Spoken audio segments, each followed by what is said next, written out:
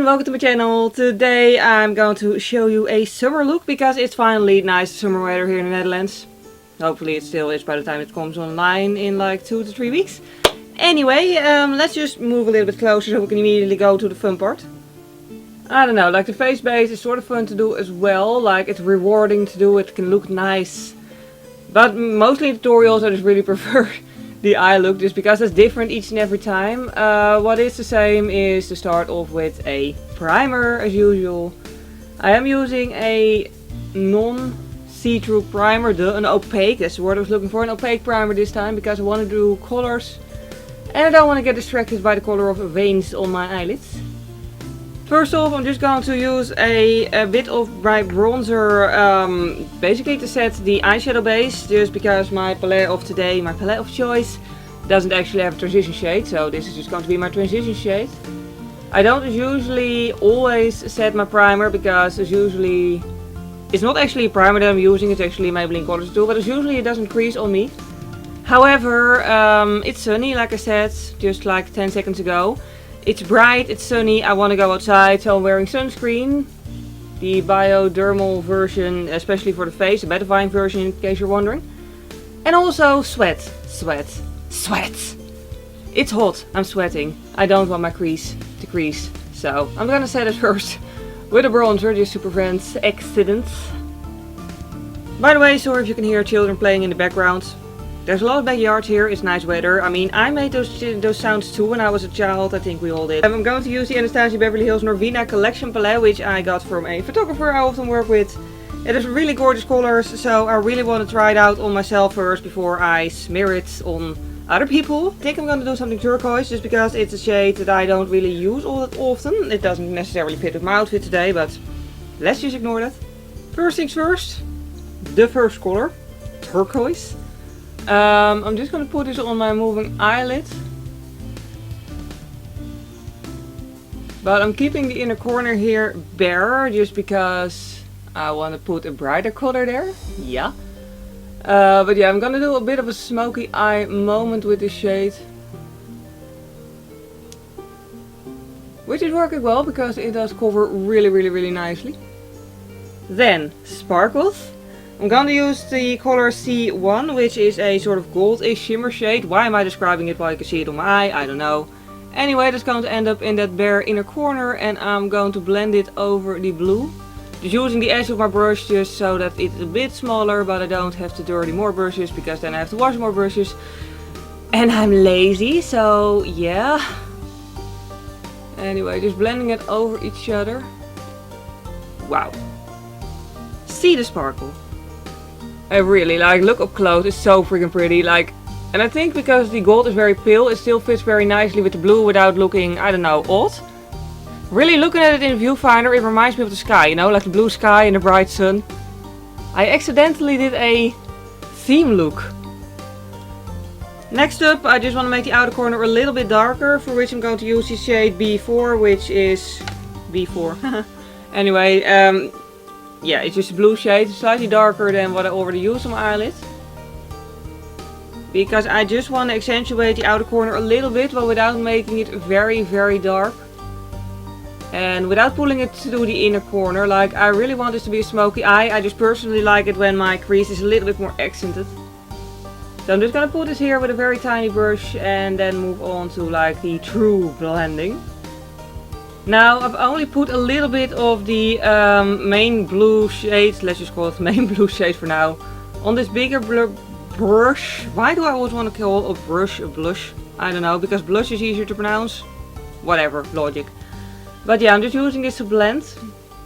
I do feel with a palette like this, I love the colors. I think it's a very good palette to have as a makeup artist especially, but also if you just really want a nice palette with bold colors.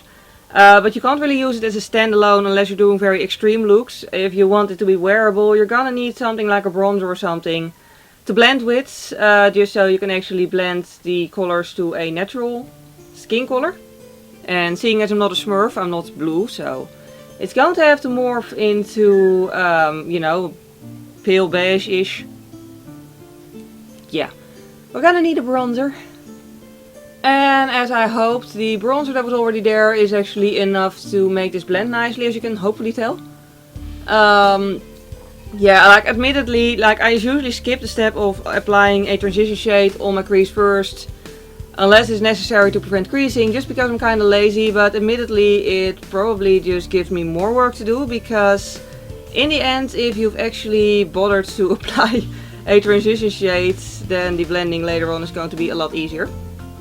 Basically, I make my own life more difficult by being lazy. Typical. Then for my brow bone highlight, I'm just going to use my Future Face highlighter. It doesn't happen often that I already know what colors I'm going to put on my face when I'm still doing my eye look. But anyways, I do want some shimmer up there, but I don't want the full on glittery effect of like the colors in the eyeshadow palette. And now that the sky blue-ish smoky eye moment is present, it's time to add some eyeliner.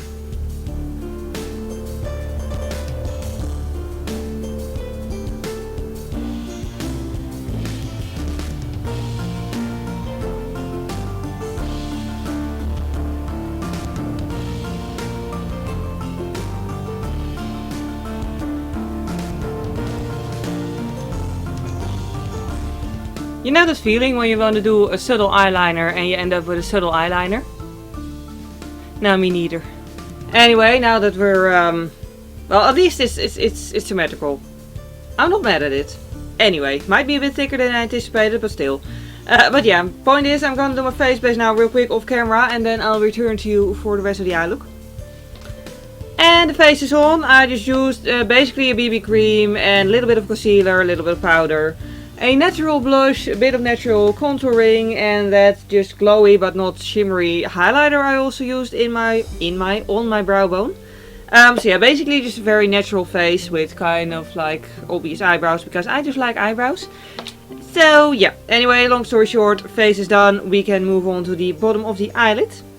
Basically we're gonna go to this, and it's very simple. You just grab a little bit of the blue eyeshadow on the tiny brush. Apply it beneath the eye, starting and focusing on the outer corner, and just blend it out. That's really all there is to it. I don't want to make the bottom eyelid too heavy or obvious, because the top lid is already quite there, you know, with the color, the shimmer, the heavy eyeliner. Gotta keep it balanced. And by that we're done with the palette. Yeah, in terms of review, I gotta say it's really pretty. It's nice quality. It's good quality basically. I like the colors in it. They're nice and opaque. They're very pigmented and they're easy to blend. So that's all really good. I really like it. I'm definitely going to enjoy using it more often.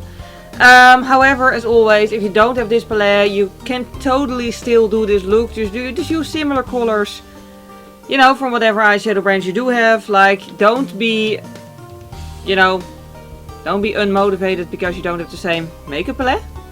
Yeah, this is what I want to say. You know, you can do this look as well with your own products if you don't have the same palette. For now, let's do some eye pencil, which is going to be a nude.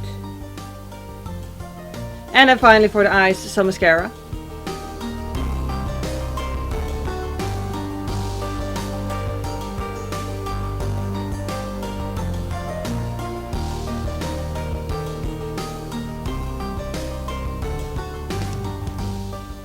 And with that, the eyes are finished. You could of course do falsies, but I don't know. I've entered a period in my life that I just want to use mascara. To each their own, like, do whatever you want. In terms of lips, well, that's pretty much the same deal. You could go for nude, but I want to do something that actually fits with my clothing, so I'm going to go for red.